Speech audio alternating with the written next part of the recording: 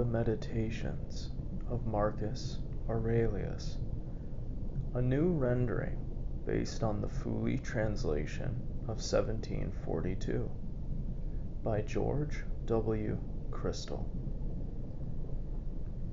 Book 8.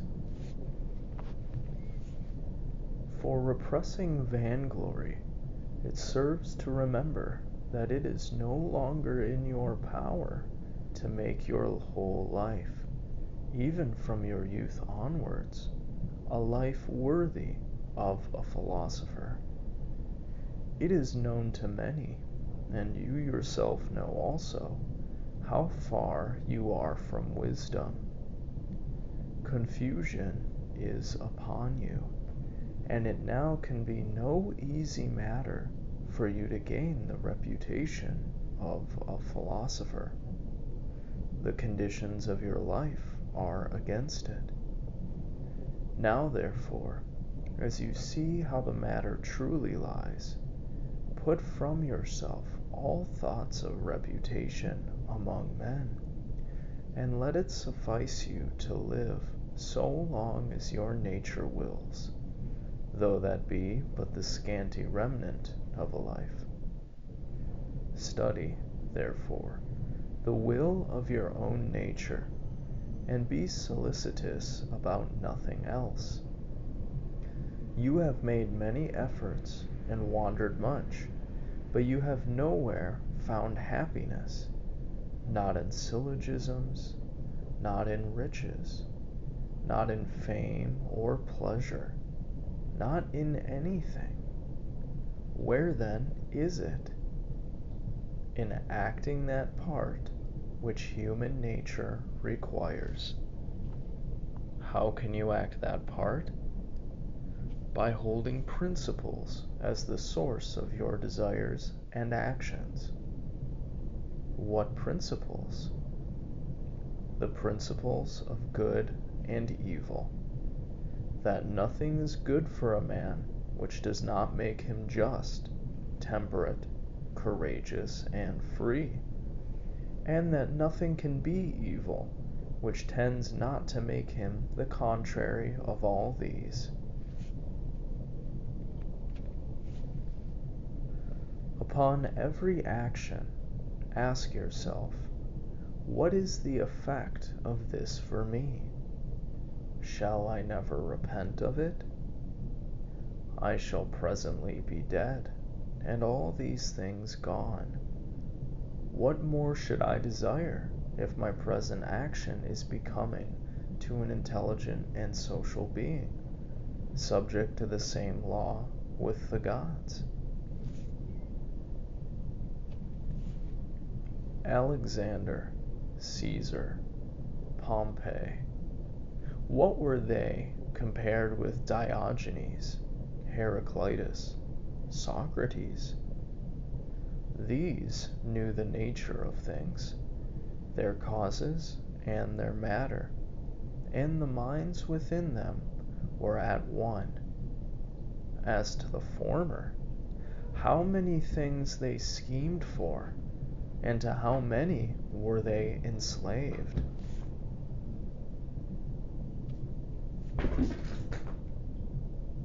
Men will go their ways none the less, though you burst in protest. Before all things, be not perturbed. Everything comes to pass as directed by universal nature, and in a little time you will be departed and gone, like Hadrianus and Augustus. Scan then closely the nature of what has befallen, remembering that it is your duty to be a good man. Do unflinchingly whatever man's nature requires, and speak as seems most just, yet in kindliness, modesty, and sincerity.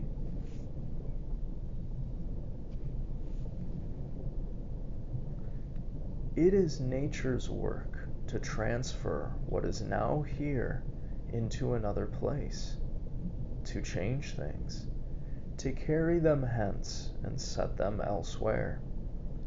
All is change, yet there is no need to fear innovation, for all obey the laws of custom, and in equal measure all things are apportioned.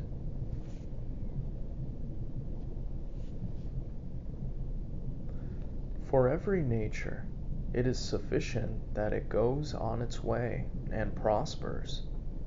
The rational nature prospers while it assents to no false or uncertain opinion, while it directs its impulses to unselfish ends alone, while it aims its desires and aversions only at the things within its power, and while it welcomes with contentment all that universal nature ordains. The nature of each of us is part of universal nature, as the leaf is part of the tree. The leaf, indeed, is part of an insensible and unreasoning system which can be obstructed in its workings. But human nature is part of that universal system which cannot be impeded, and which is intelligent and just. Hence is meted out, suitably to all, our proper portions of time, of matter, of active principle, powers, and of events. Yet look not to find that each several thing corresponds exactly with any other. Consider rather the whole nature and circumstances of the one, and compare them with the whole of the other.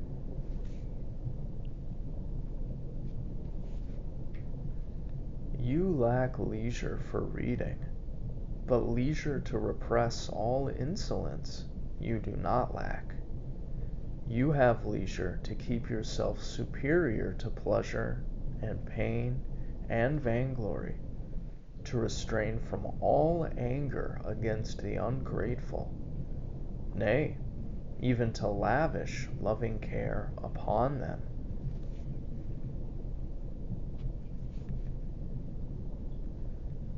Let no man any more hear you railing on the life of the court. Nay, revile it not to your own hearing.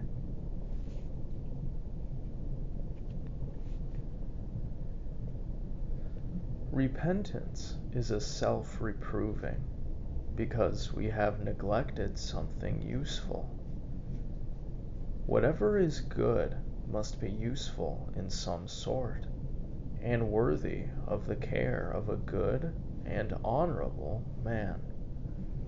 Now, such a man could never repent of neglecting some opportunity of pleasure. Pleasure, then, is neither useful nor good.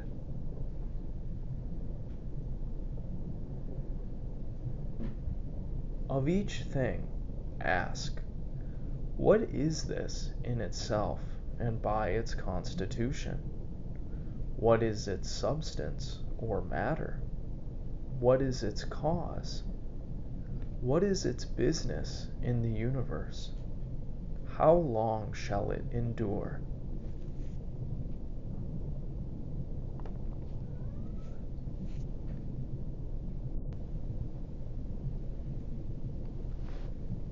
When you are reluctant to be roused from sleep, remember that it accords with your constitution and with human nature to perform social actions.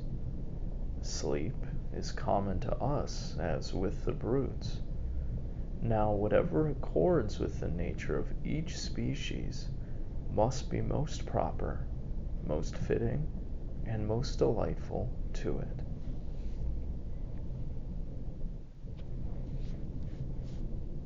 Constantly, and if possible, on every occasion, apply to your imaginations the methods of physics, ethics, and dialectic.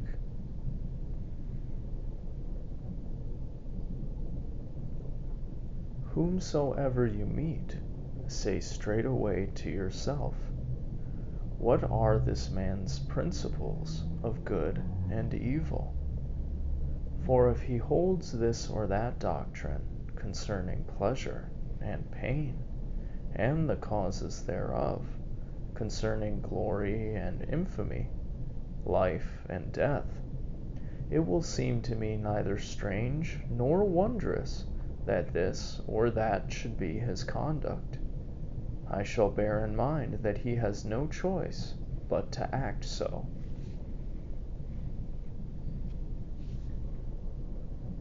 Remember that, as 'tis folly to be surprised that a fig tree bears figs, so is it equal folly to be surprised that the universe produces those things of which it was ever fruitful.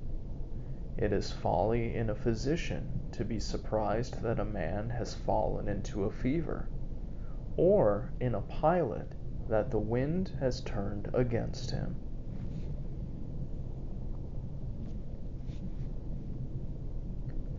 Remember that to change your course and to follow any man who can set you right is no compromise of your freedom.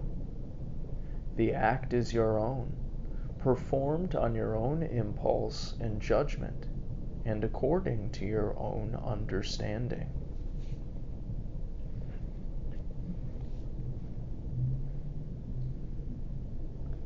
If the doing of this be in your own power, why do it thus? If it be in another's, whom do you accuse? The atoms or the gods? To accuse either is a piece of madness. Therefore, accuse no one. Set right, if you can, the cause of error. If you cannot, correct the result at least. If even that be impossible, what purpose can your accusations serve? Nothing should be done without a purpose.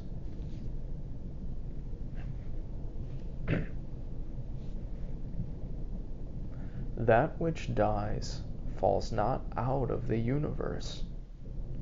If then it stays here, here too it suffers a change, and is resolved into those elements of which the world, and you too, consist. These also are changed, and they murmur not.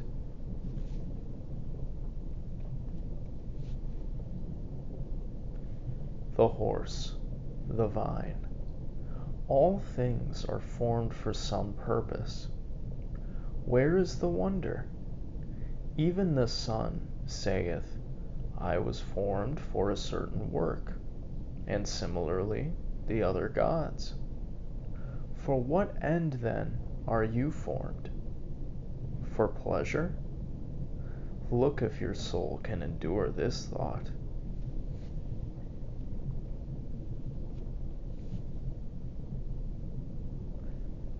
Nature has an aim in all things, in the end and surcease of them, no less than in their beginning and continuance. It is even as a man casting a ball. Where then is the good for the ball in its rising? Where the harm in dropping? Where even is the harm when it has fallen down? Where is the bubble's good while it holds together? Where is the evil when it is broken? So it is with the lamp which now burns and then goes out.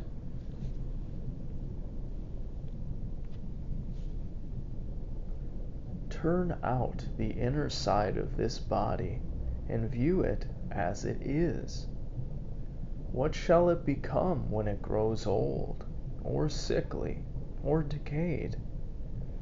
The praiser and the praised, the rememberer and the remembered are of short continuance, and that in a mere corner of this narrow region, where, narrow though it be, men cannot live in concord.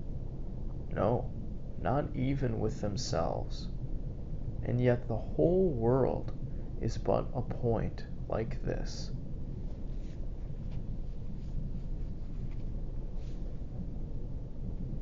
Attend well to what is before you, whether it be a principle, an act, or a word.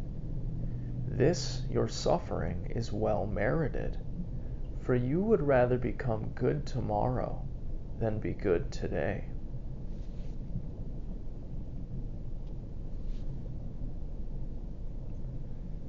Am I doing aught?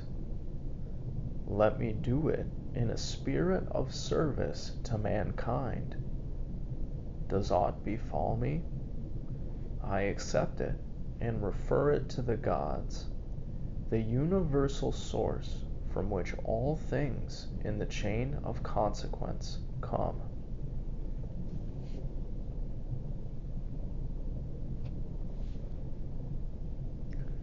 The accompaniments of bathing: oil, sweat, filth, foul water. How nauseous are they all! Even so is every part of life, and everything that meets us in life.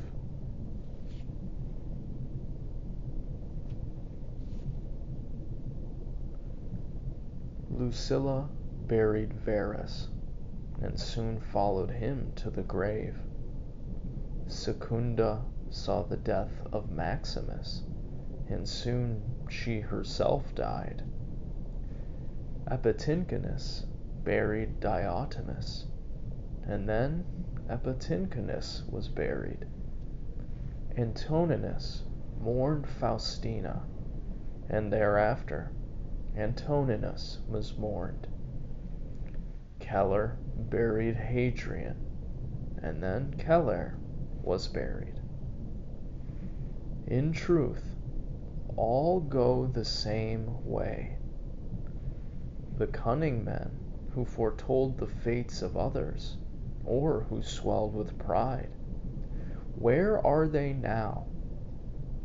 Where are these keen wits, Charax and Demetrius the Platonist, and Eudaimon and their like? All were for a day, and are long dead and gone. Some scarce remembered even for a little after death. Some turned to fables. Some faded even from the memory of tales. Wherefore, remember this: either the poor mixture which is you must be dispersed, or the faint breath of life must be quenched, or removed and brought into another place.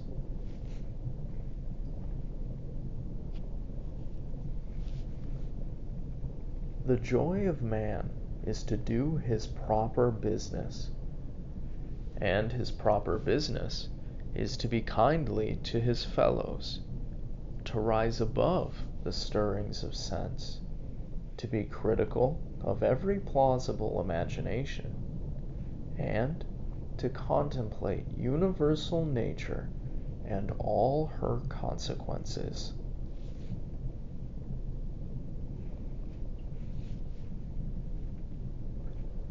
We have, all of us, three relations.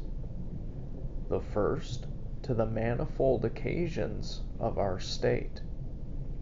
The second, to the supreme divine cause from which proceed all things unto all men. The third, to those with whom we live.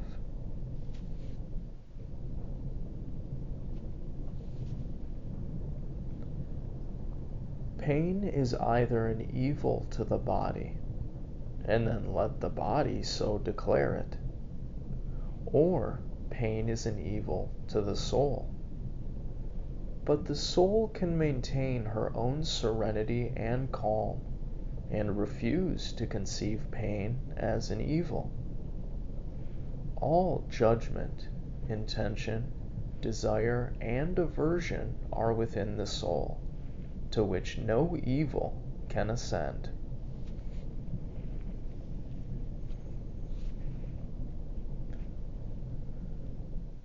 Blot out false imaginations, and say often to yourself, "It is now in my power to preserve my soul free from all wickedness, all lust, all confusion or disturbance."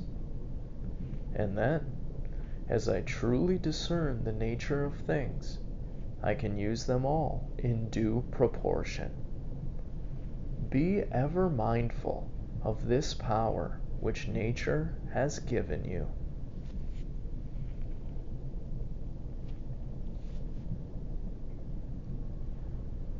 Speak, whether in the Senate or elsewhere, with dignity rather than elegance, and let your words ever be sound and virtuous.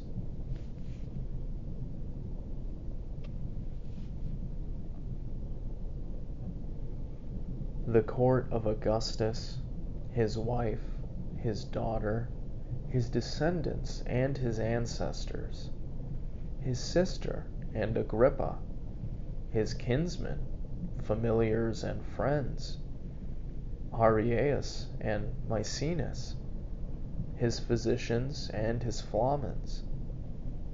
Death has them all. Think next of the death of a whole house, such as Pompey's, and of what we meet sometimes inscribed on tombs. He was the last of his race. Last of all, consider the solicitude of the ancestors of such men to leave a succession of their own posterity. Yet, at the end, one must come the last, and with him dies all that house.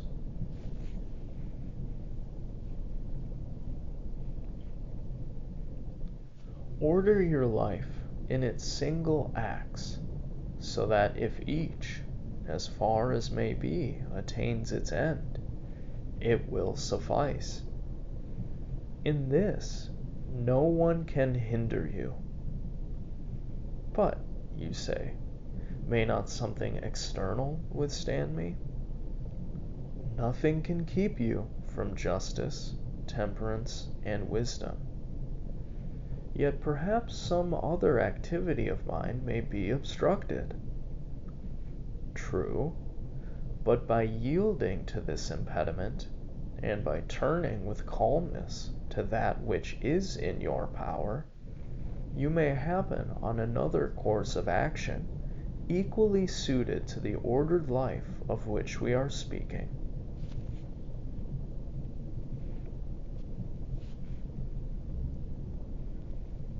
Receive the gifts of fortune without pride, and part with them without reluctance.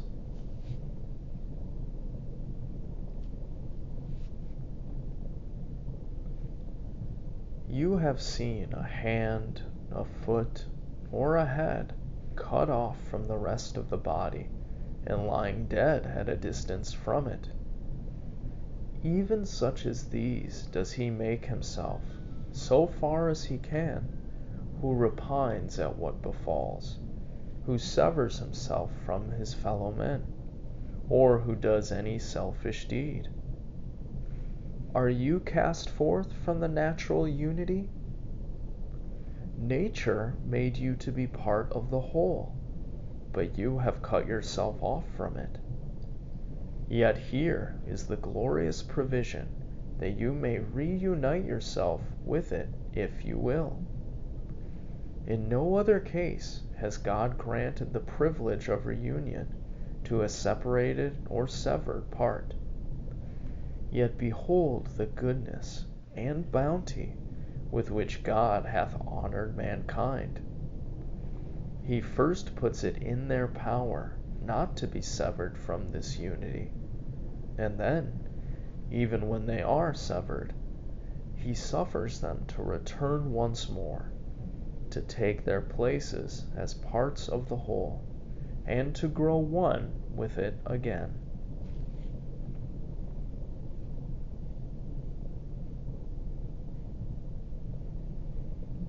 Universal nature, as she has imparted to each rational being almost all its faculties and powers, has given to us this one in particular among them. As nature converts to her use, ranges in destined order, and makes part of herself all that withstands or opposes her, so each rational being can make every impediment in his way a proper matter for himself to act upon, and can use it for his guiding purpose, whatever it may be.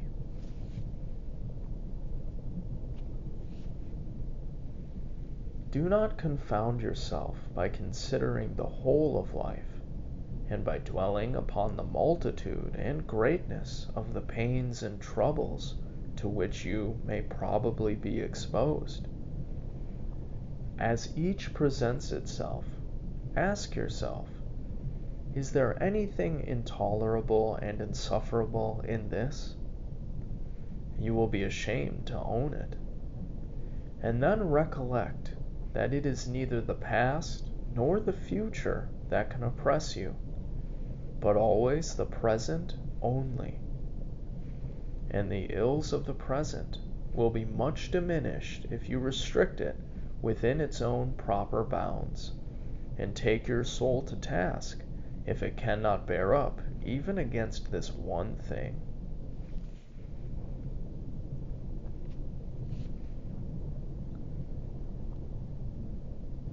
Does Panthea or Pergamus now sit mourning at the tomb of Varus, or Cabrius or Diotimus at the tomb of Hadrian? Absurd! And if they were still mourning, could their masters be sensible of it? Or if they were sensible of it, would it give them any pleasure? Or, if they were pleased with it, could the mourners live forever? Was it not fate that they should grow old men and women, and then die? What then would become of the illustrious dead when these faithful souls were gone? And all this toil for a vile body, naught but blood and corruption.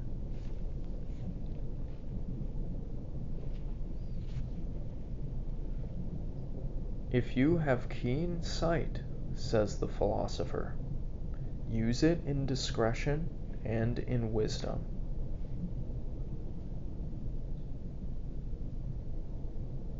In the constitution of the rational being, I discern no virtue made to restrain justice, but I see continence made to restrain sensual pleasure.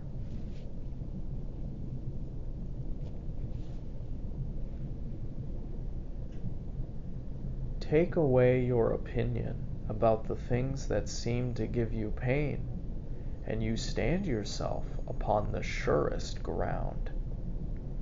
What is that self? It is reason.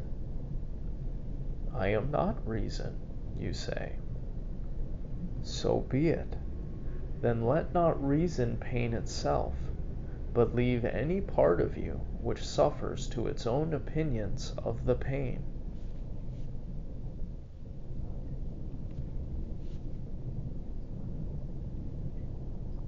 Obstruction of any sense is an evil for the animal nature. So is the obstruction of any of its impulses. There are other kinds of obstruction which are evil for the nature of plants. For the rational nature in like manner, therefore, obstruction of the understanding is evil. Apply all this to yourself. Do pain and pleasure affect you? Let the senses look to it. Does anything hinder your designs? If you have designed without the proper reservations, that in itself is an evil for you as a reasoning being. If you designed under the general reservation, you are neither hurt nor hindered. No man can hinder the proper work of the mind, nor fire, nor sword, nor tyrant, nor calumny can reach it, nor any other thing, when it is become, even as a sphere, complete and perfect within itself.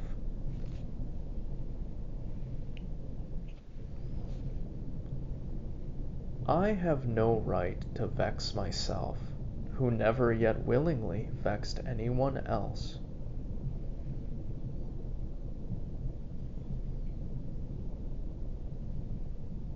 Each man has his own pleasure. Mine lies in having my ruling part sound, without aversion to any man, or to any hap that may befall mankind. Yet let me look on all things with kindly eyes. Let me accept and use them all according to their worth.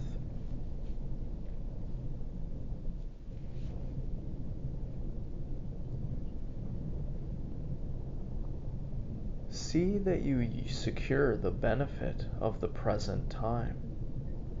They who pursue a fame, which is to live after them, reflect not that posterity will be men even as those who vex them now, and that they too will be mortal. And afterwards, what shall signify to you the clatter of their voices, or the opinions they shall entertain about you?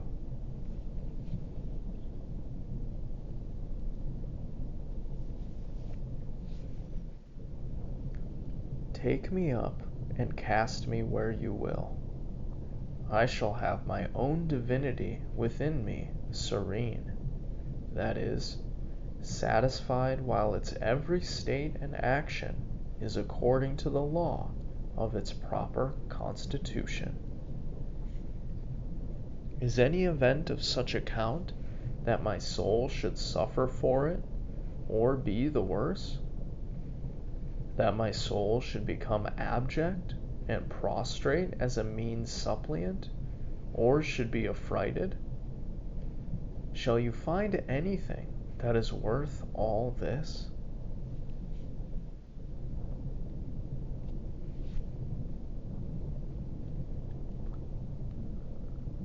Nothing can befall a man which is not human fortune. Nothing can happen to an ox, to a vine, or to a stone which is not the natural destiny of their species. If, then, that alone can befall anything which is usual and natural, what cause is there for indignation? Universal nature hath brought nothing upon you which you cannot bear.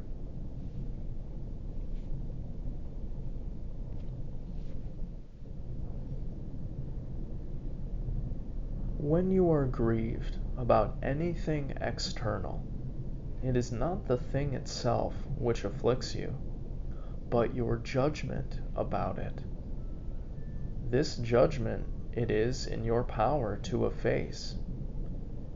If you are grieved about anything in your own disposition, who can prevent you from correcting your principles of life?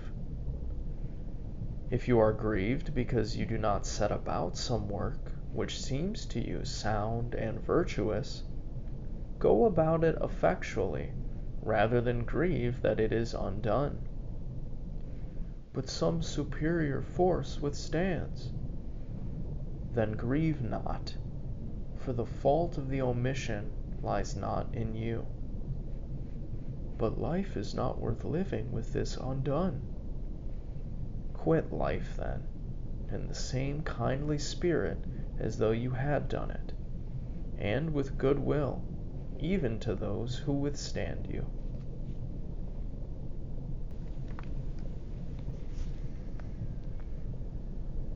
remember that the governing part becomes invincible when, collected into itself, it is satisfied in refusing to do what it would not, even when its resistance is unreasonable. What then will it be when, after due deliberation, it has fixed its judgment according to reason? The soul, thus free from passions, is a strong fort, nor can a man find any stronger one to which he can fly and become, henceforth, invincible. The man who has not discerned this is ignorant. He who has discerned and flies not thither is miserable.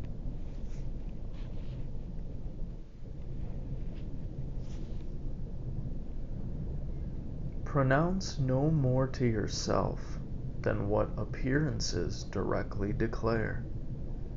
It is told you that so-and-so has spoken ill of you. This alone is told you, and not that you are hurt by it. I see my child is sick. This only I see. I do not see that he is in danger. Dwell thus upon first appearances. Add nothing to them from within, and no harm befalls you. Or, rather, add the recognition that all is part of the world's lot.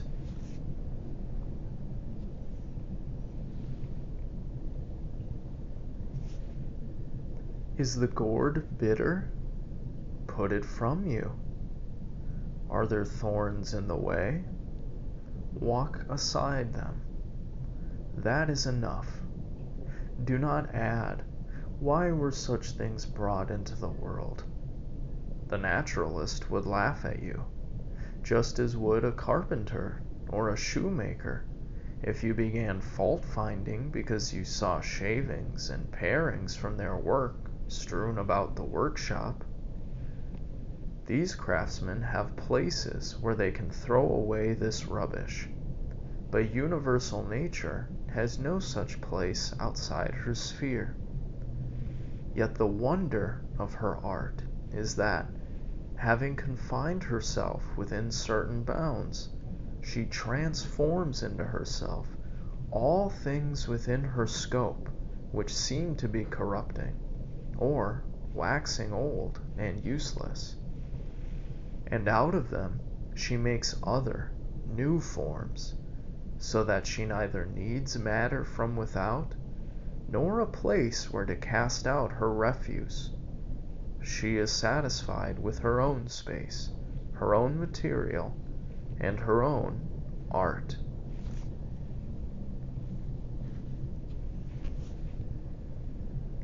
Be not languid in action, nor confused in conversation, nor vague in your opinions. Let there be no sudden contractions or forth-sallyings of your soul. In your life, be not over-hurried. Men slay you, cut you to pieces, pursue you with curses. What has this to do with your soul remaining pure, prudent, temperate, and just? What if someone, standing by a clear, sweet fountain, should reproach it? It would not cease to send forth its refreshing waters. Should he throw into it mud or dung, it will speedily scatter them and wash them away, and be in no wise stained thereby. How then shall you get this perpetual living fount within you?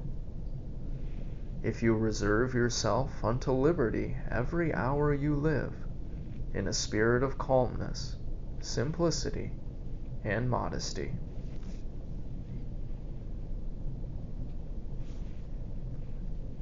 He who knows not what the universe is, knows not what is his place therein.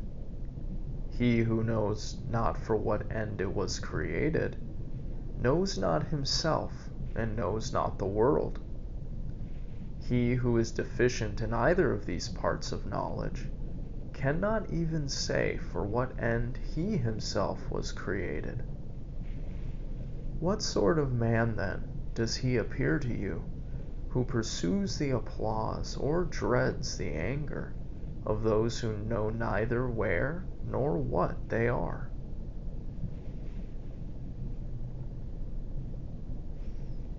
Do you wish to be praised by a man who curses himself thrice within an hour?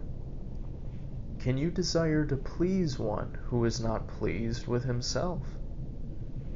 Can he be pleased with himself, he who repents of almost everything he does?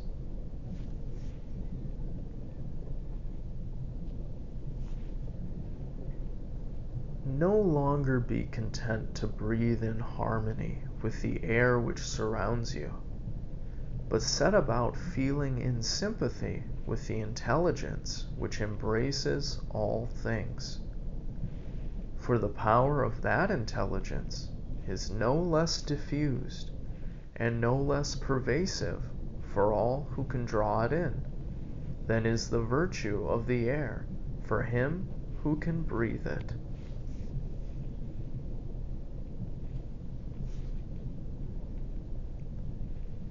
There is no universal wickedness to hurt the world, and the particular wickedness of any individual hurts not another. It hurts himself alone, and even he has this gracious privilege that as soon as he desires it, he may be free from it altogether.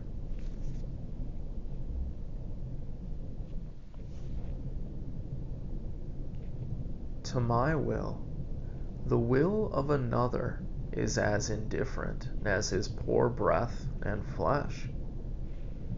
And how much soever we were formed for the sake of each other, yet the governing part of each of us has its own proper power. Otherwise, the vice of another might become my own misery. God thought fit that this should not be, lest it should be in another's power to make me unhappy.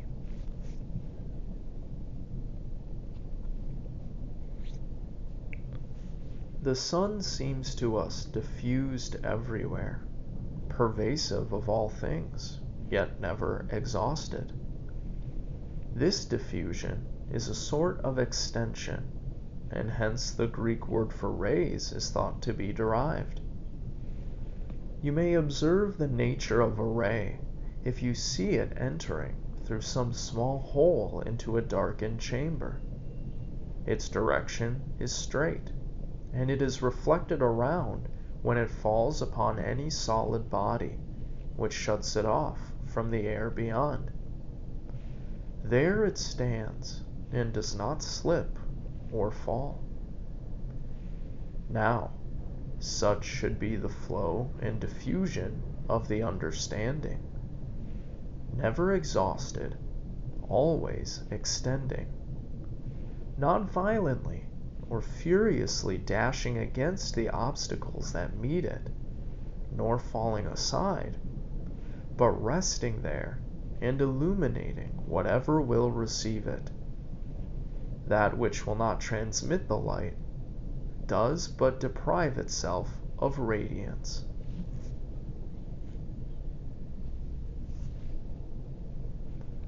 He who dreads death dreads either the extinction of all sense or the experience of a new one. If all sense be extinguished, there can be no sense of evil. If a different sort of sense be acquired, you become a different creature and do not cease to live.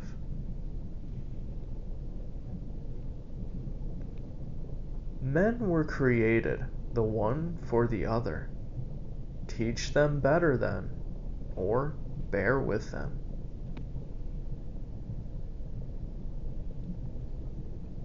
Mind moves in one way, and an arrow in another. The mind, when cautiously proceeding, or when casting round in deliberation about what to pursue, is nevertheless carried onward, straight toward its proper mark. Thus, penetrate into the governing part of others, and also allow others to enter into your own. End of the 8th book. Book 9. He who does injustice commits impiety, for since universal nature has formed the rational animals for one another, each to be useful to the other according to its merit, and never hurtful, he who transgresses this, her will, is clearly guilty of impiety against the most ancient and venerable of the gods. He who lies sins against the same divinity. For the nature of the whole is the nature of all things which exist, and things which exist are akin to all that has come to be. Nature, indeed, is called truth, and is the first cause of all truths.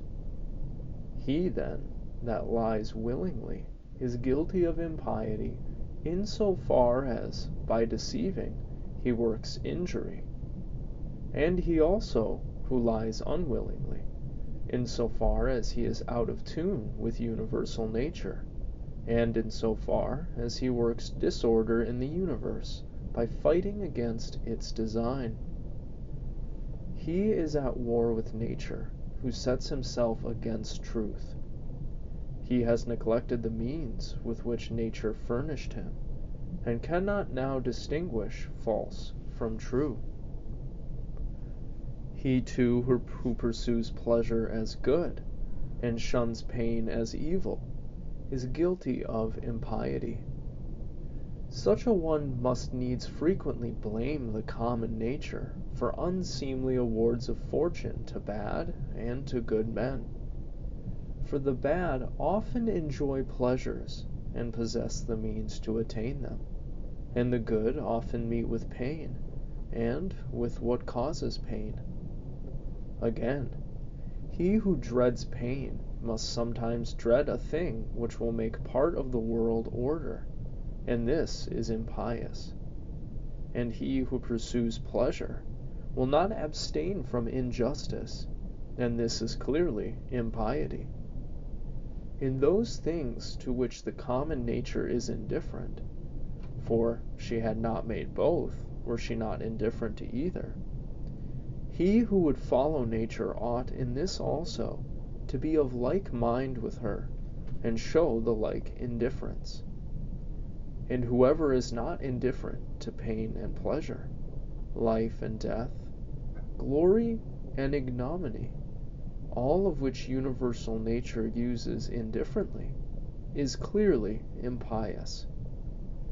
By nature using them indifferently, I mean that they befall indifferently all beings which exist, and ensue upon others in the great chain of consequence, which began in the primal impulse of Providence.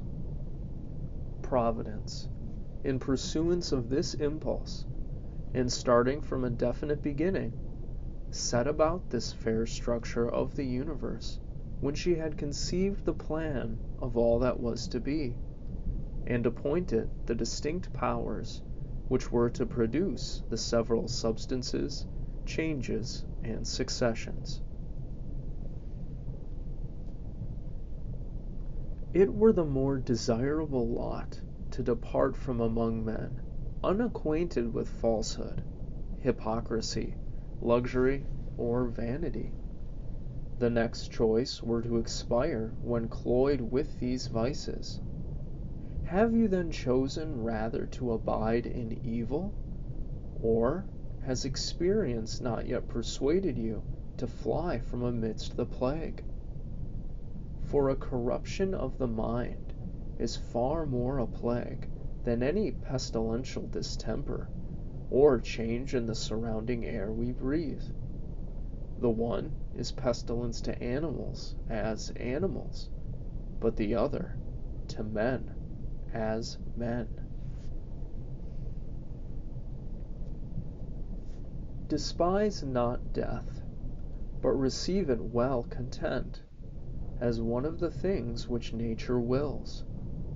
For even as it is to be young, to be old, to grow up, to be full grown, even as it is to breed teeth, and beard, and to grow gray, to beget, to go with child, to be delivered, and to undergo all the effects of nature, which life's seasons bring, such is it also to be dissolved in death.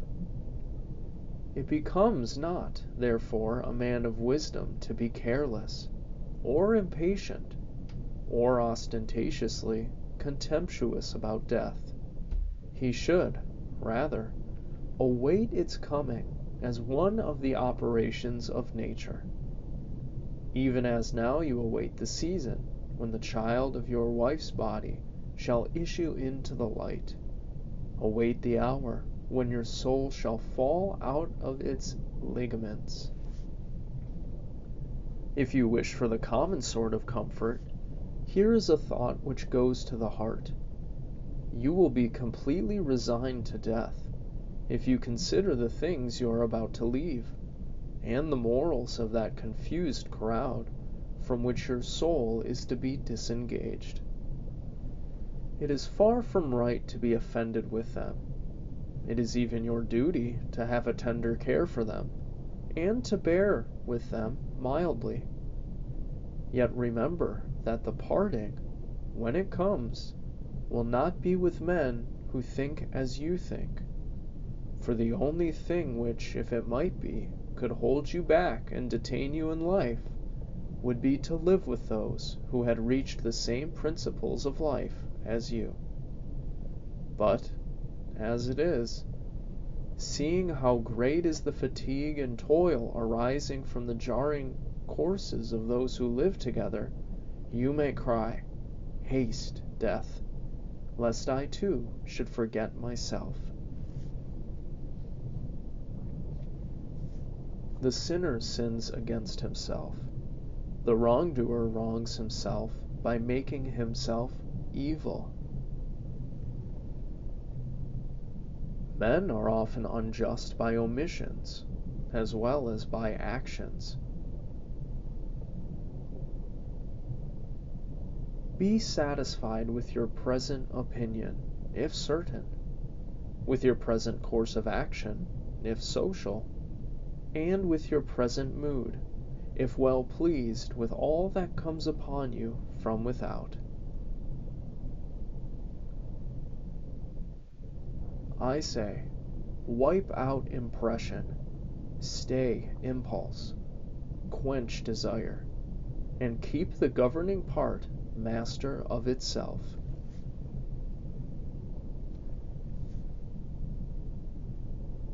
The soul distributed among the irrational animals is one.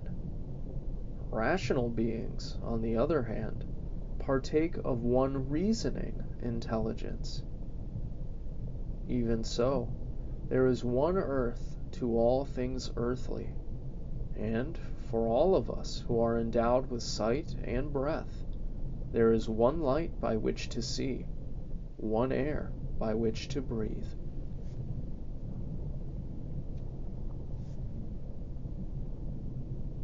All things that share a common quality are strongly drawn to that which is of their own kind.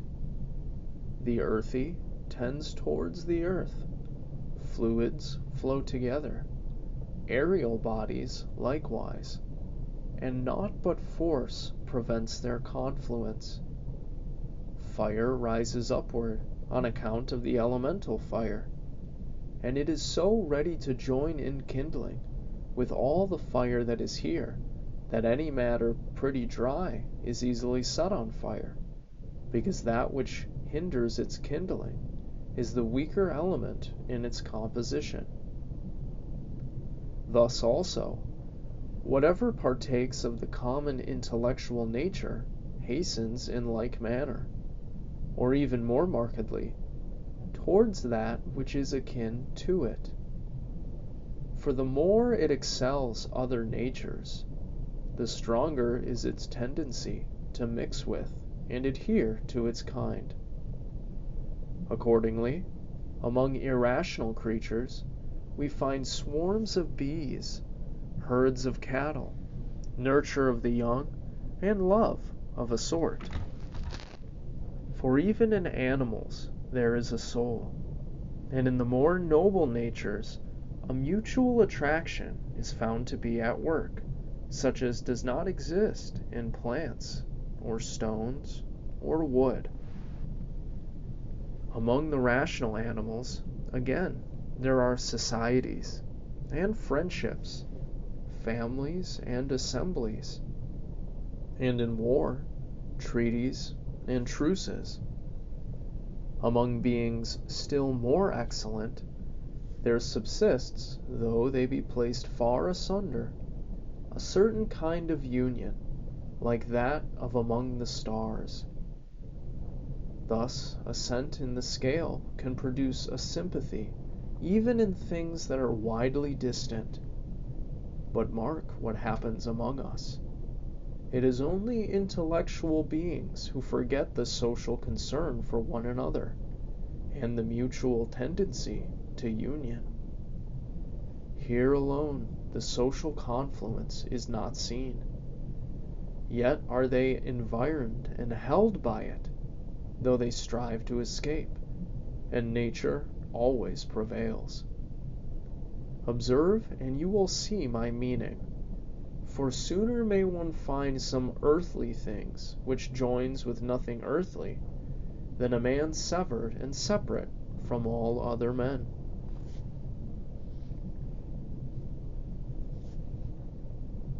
Man, God, and the universe all bear fruit, and each in their own season.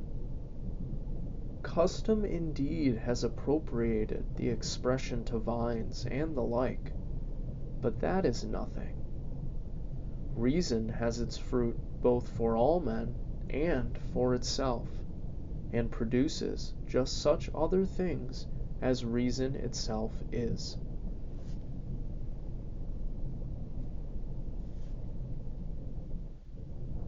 If you can, teach men better. If not, remember that the virtue of charity was given you to be used in such a case. Nay, the gods are patient with them, and even aid them in their pursuit of some things, such as health, wealth, and glory. So gracious are they. You may be so too. Who hinders you?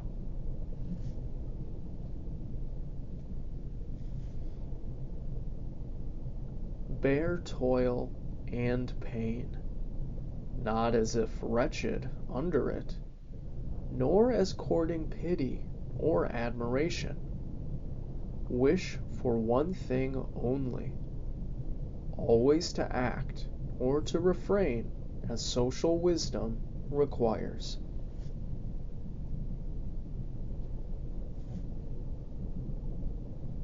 Today I have escaped from all trouble, or rather, I have cast out all trouble from me, for it was not without, but within, in my own opinions.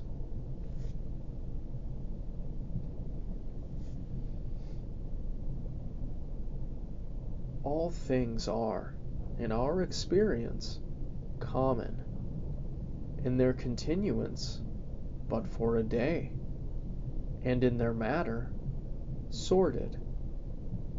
All things now are as they were in the times of those we have buried.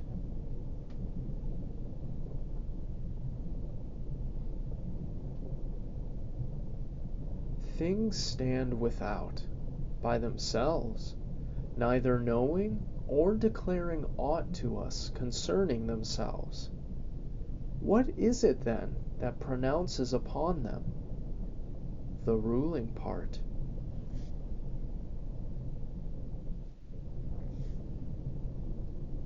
It is not in passive feeling, but in action, that the good and evil of the rational animal formed for society consists.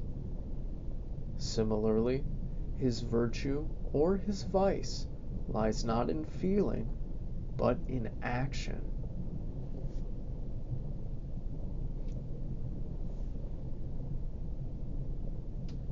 To the stone thrown up, it is no evil to fall, no good to rise.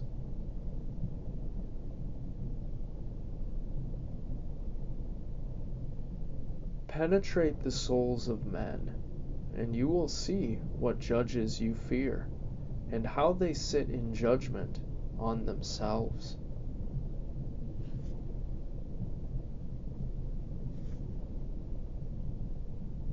In truth, all things are in change.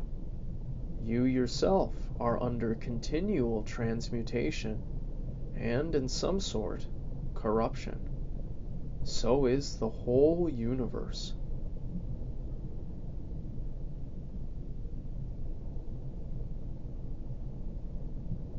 Another's sin you must leave with himself.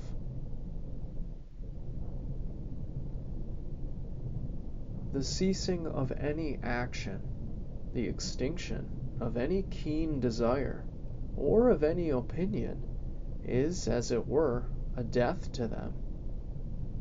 But this is no evil. Think again of the ages of your life: childhood, youth, manhood, old age. Each change of these was a kind of death. But is there anything to dread here? Think now of your life as it was, first under your grandfather, then under your mother, then under your father. And, as you find, there are many other alterations, changes, and endings. So ask yourself, is there anything to dread here? Thus, neither is there anything to dread in the cessation, ending, and change of your whole life.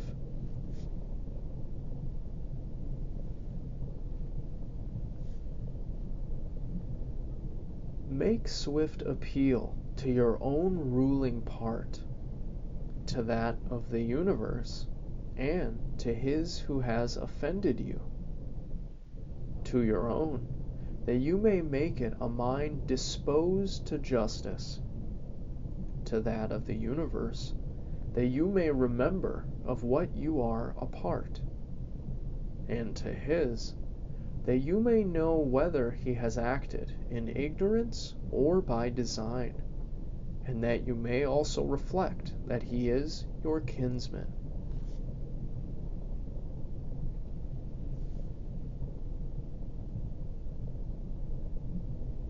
You yourself are part of a social system necessary to complete the whole. Accordingly, let your every action be a similar part of the social life, and if any action has not its reference, either immediate or distant, to the common good as its end, this action disorders your life and frustrates its unity. It is sedition, like that of the man who, in a commonwealth, does all in his power to sever himself from the general harmony and concord.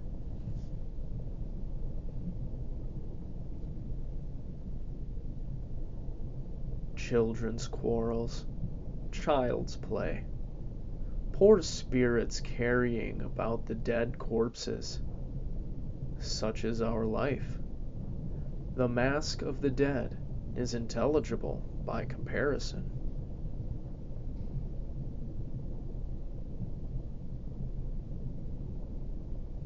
Go to the quality of the cause, abstract it from the material, and contemplate it by itself. Determine then the time, how long, at furthest, this thing, of this peculiar quality, can naturally subsist.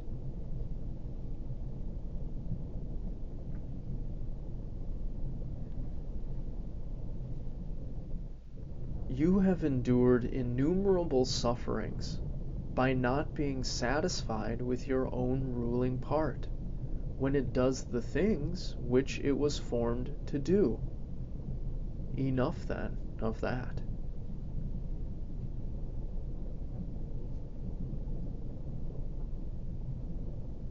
When another reproaches, or hates you, or utters anything to that purpose, go to his soul, enter in there, and look what manner of man he is. You will see that you need not trouble yourself to make him think well or ill of you. Yet you should be kindly towards such men, for they are by nature your friends. And the gods, too, aid them in all ways, by dreams, by oracles, and even in the things about which they are most eager.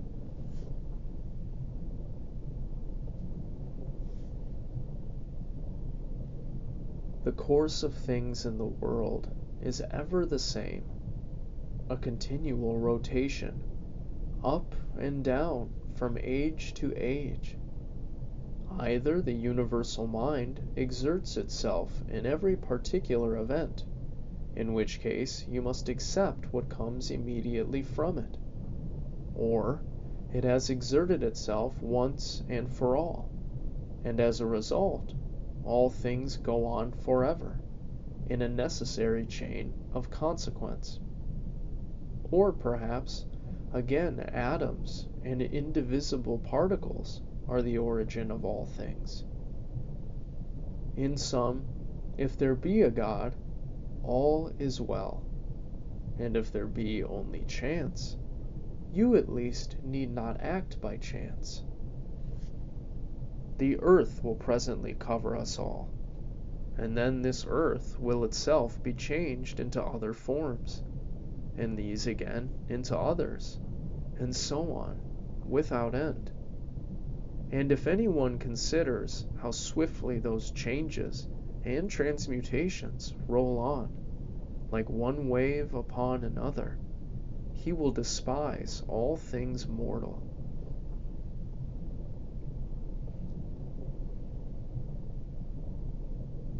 The universal cause is like a winter torrent. It sweeps all along with it. How very little worth are those poor creatures who pretend to understand affairs of state, and imagine they unite in themselves the statesman and the philosopher. The frothy fools! Do you, O man, that which nature now requires of you. Set about it if you have the means, and look not around you to see if any be taking notice. Neither should you hope to realize Plato's Republic. Be satisfied if the smallest thing goes well. Consider even such an event as no small matter. For who can change the opinions of men? And without change of opinion, what is their state but one of slavery, under which they groan, while they pretend to obey? Come now, speak of Alexander, Philip, and Demetrius of Phalerum. They know best whether they understood what the common nature required of them, and whether they trained themselves accordingly.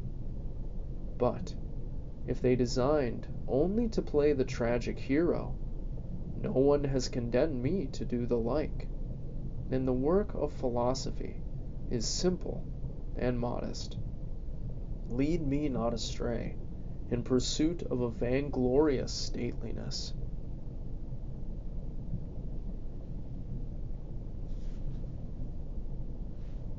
Look down, as from some eminence, upon the innumerable herds, the countless solemn festivals, the voyaging of every sort, in tempests and in calms.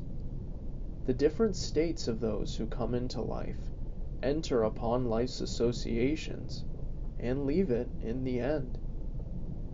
Consider too the life which others have lived formerly, the life they will live after you, and the life that barbarous peoples are now living. How many of these know not even your name? How many will quickly forget it?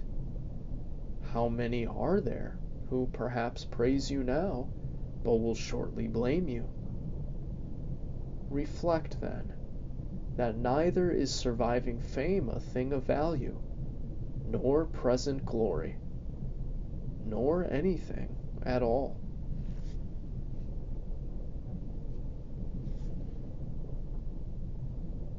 Let nothing due to a cause outside yourself disturb your calm.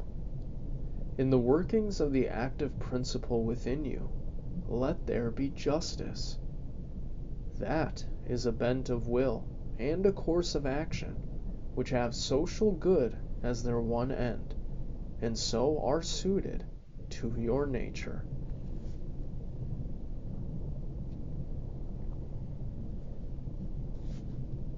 You can suppress many of the superfluous troubles which beset you, for they lie wholly in your own opinion.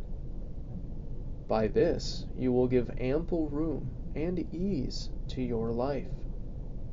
You may compass this end by comprehending the whole universe in your judgment, by contemplating eternity, and by reflecting on the swift changes of individual things, thinking about how short the time is from their birth to their dissolution, how immense the space of ages before that birth, and how equally infinite the eternity which shall succeed that dissolution.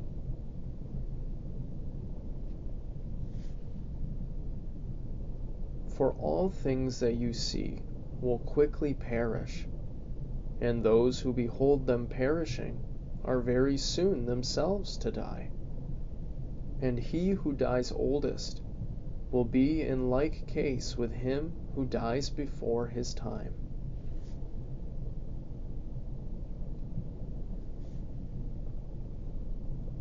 What manner of souls do these men have? What is the end of their striving? And on what accounts do they love and honor? Imagine their souls naked before you. When they fancy that their censures hurt, or their praises profit us, how great is their self-conceit.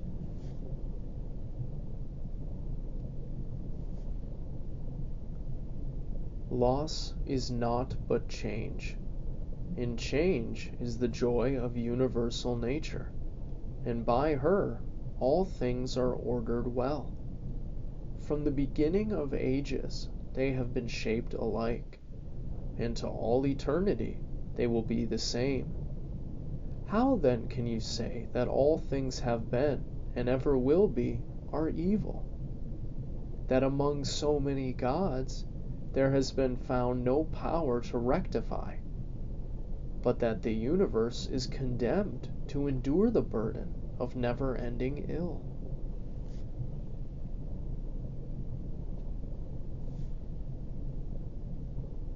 How corrupt is the material substance of everything: water, dust, bones, and foulness.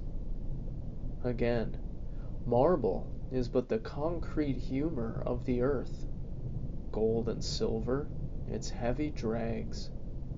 Our garments are but hair, the purple dye blood. All else is of a like nature. Breath, too, is just the same, ever changing from this to that.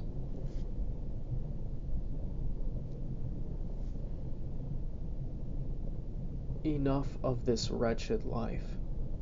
Enough of repining and apish trifling. Why are you disturbed?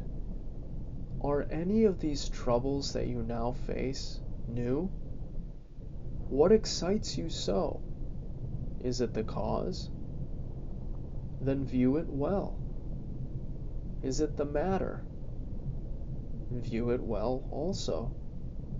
Besides these, there is nothing. Wherefore, at last, act with more simplicity and goodness towards the gods. Whether you look on this spectacle for 100 years or for 3, it is all the same.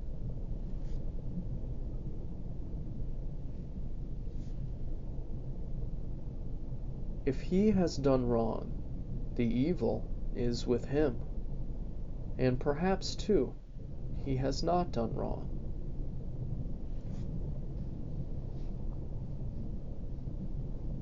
Either all things proceed from one source of intelligence and come together in one body, in which case the part must not complain of what comes about for the benefit of the whole, or all is atoms, and there is nothing else but confused mixture and dissipation. Why then are you disturbed? Say this to your soul: thou art dead, thou art rotten, thou hast turned beast, joined the herd, and dost feed along with them.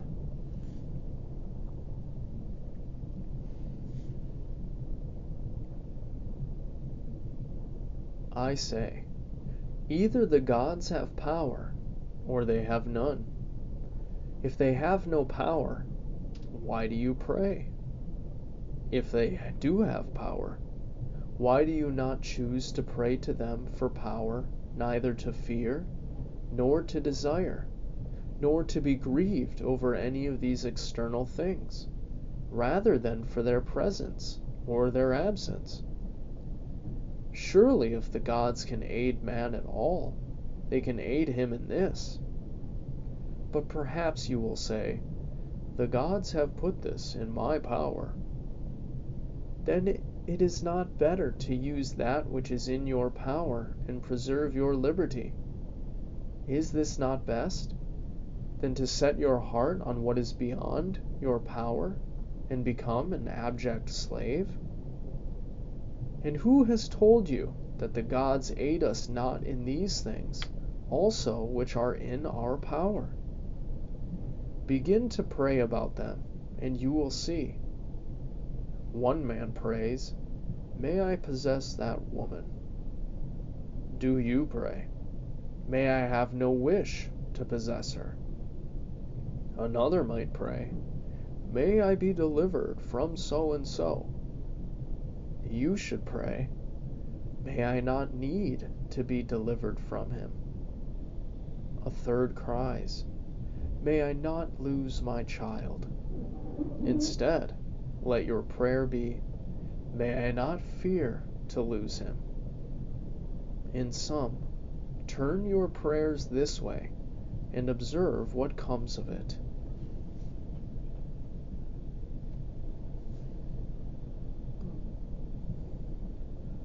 Epicurus says, in my sickness, my conversations were not about the diseases of this poor body, nor did I speak of any such things to those who came to me.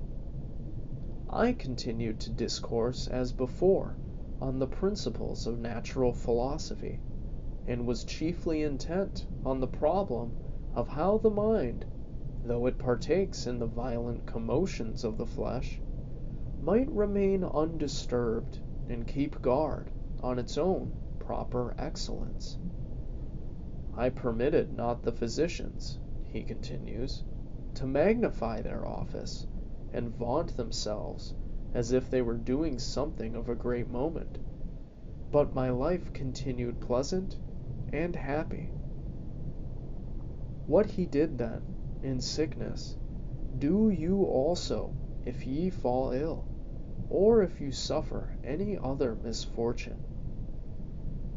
Never depart from your philosophy, whatever befalls you. Never join in the folly of the vulgar and the ignorant. This is a maxim common to all the schools.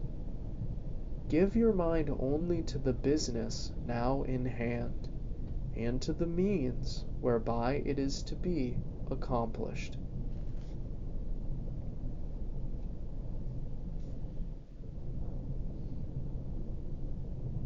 And when you are offended by the shamelessness of any man, straightway ask yourself, can the world exist without shameless men? It cannot. Therefore, do not demand what is impossible. Your enemy also is one of these shameless people who must need be in the universe. Have the same question also at hand when you are shocked at craft, or perfidy, or any other sin. For while you remember that it is impossible that the class should not exist, you will be more charitable to each particular individual. It is useful also to have this reflection ready. What virtue has nature given to man wherewith to combat this fault? Against unreason she has given meekness as an antidote. Against another weakness, another power. You are also at full liberty to set right one who has wandered. Now every wrongdoer is missing his proper aim and has gone astray. And then, in what are you injured? You will find that none of those at whom you are exasperated have done anything whereby your intellectual part was like to be the worse. Now anything which can really harm or hurt you has its substance there, and there alone. And wherein is it strange or evil that the man untaught acts after his kind? Look if you ought not rather to blame yourself for not having laid your account with his being guilty of such faults. Your reason gave you the means to conclude that it was probable that he would do this wrong. You forgot, and yet wonder that he has done it. But above all, when you are blaming anyone for faithlessness or ingratitude, turn to yourself. The fault lies manifestly with you, if you trusted that a man of such a disposition could keep faith, or if, when you granted the favor, you did not grant it without ulterior views, and on the principle that the complete and immediate reward of your action lay in the doing of it. What would you more when you have done a man a kindness? Is it not enough for you that you have acted in this according to your nature? Do you ask a reward for it? It is as if the eye were to ask a reward for seeing, or the feet for walking. For just as these parts are formed for a certain purpose, which when they fulfill according to their proper structure, they attain their proper end, so man, formed by nature to do kindness to his fellows, whenever he acts kindly, or in any other way works for the common good, has fulfilled the purpose of his creation, and has possession of what is his own. End of the 9th book.